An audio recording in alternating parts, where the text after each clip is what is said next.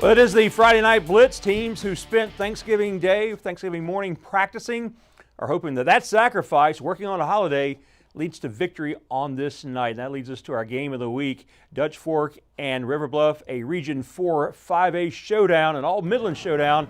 Let's show you what went down on the home field of the Silver Foxes. Chili cheese fries hitting the spot on a very brisk night in the Midlands. Opening drive for Dutch Fork. Maurice Anderson gets loose for a 46-yard run. But a bad snap, a couple of penalties would back the Silver Foxes up.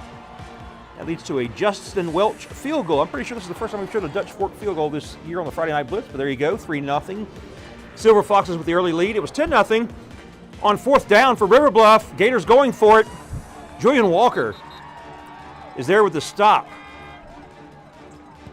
So the Silver Foxes will go back to the ground game. They go back to Anderson on the counter. Gets very good yardage deep into River Bluff territory. And that would lead to quarterback Ethan Offing. He's going to keep, and he will score just like that. It is 17-0. River Bluff setting up for a field goal, but it's a fake. The pitch from the holder, Parker Murray, to the kicker, Tyler Sheely, and it works to perfection. First down, Gators, who are deep in Dutch Fork territory.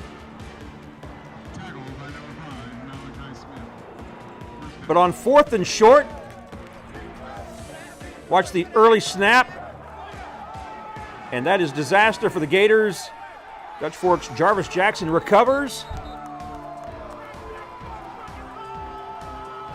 And the Silver Foxes trying to punch in one more score before halftime, and they do just that. It's Offing scoring. 24-0 Dutch Fork at halftime, and the Silver Foxes roll to the 5A Division I Finals with a 52-14 win over River Bluff. They will play Spartanburg next week. They will host the Vikings. We'll stay in 5A Division I, unbeaten Sumter hosting James Island. The winner advances to the lower state championship. Sumter up 13-10 in the third when Franklin Richardson scrambles.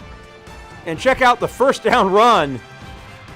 23 yards into Trojan territory.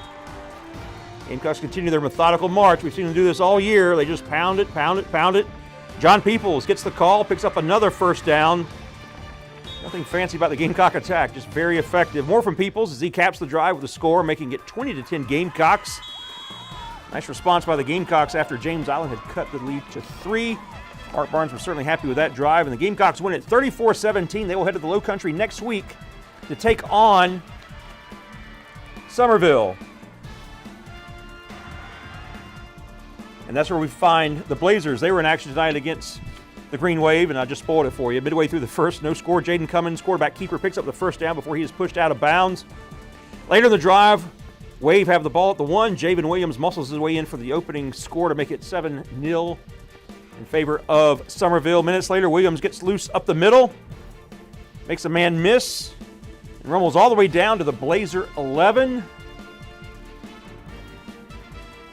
And Somerville would continue to push the envelope on offense. Williams finishes what he starts as he muscles his way in from the score. And Ridgeview season comes to an end. Somerville moving on 49-20. So again, they will host Sumter a week from tonight. 5A Division II quarterfinals. Irmo hosting the West Florence Knights. Yellow Jackets ready to roll. A.J. Brand ready to roll. The Virginia Tech commit going to drop back and find Donovan Murph, who was sporting the Clemson gloves tonight. Sign of things to come, or perhaps a negotiation tactic, who knows. But the orange, you can see the orange visible, and it's a 7-0 Yellow Jacket advantage.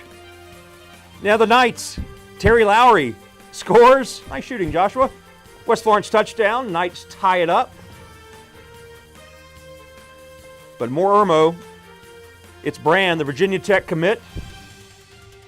This is what he does so well. Scrambles, makes opposing defenses miss. How many times have we seen it? We haven't seen the somersault. I think that's the first time we've seen the somersault this year. So Irmo regains the lead, and then more from the Irmo Yellow Jacket offense. Brand to Malik Miller. Coming into your frame. It's 35-7 Irmo at halftime, and they roll 56-7 over the Knights of West Florence. And they will face the winner of White Knoll and Berkeley, who squared off on John McKissick Field. Timberwolves up 9-3 in the third. Rivers pitched to Jesse Brown for enough to pick up the first down for Berkeley.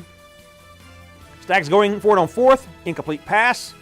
White Knoll takes over on downs, and the Timberwolves will march all the way down the field, and they will punctuate the drive. Tion Fanning, touchdown for the Timberwolves. White Knoll goes for two and gets it. They lead by 14 at 17-3, and White Knoll, they continue their season. Remember, they made it to the state finals last year, looking very strong, and as we're approaching December, 23-3 the final. White Knoll over Berkeley. All right, the first half of the Friday Night Blitz is in the books, but stay with us. More scores and highlights coming up right after this.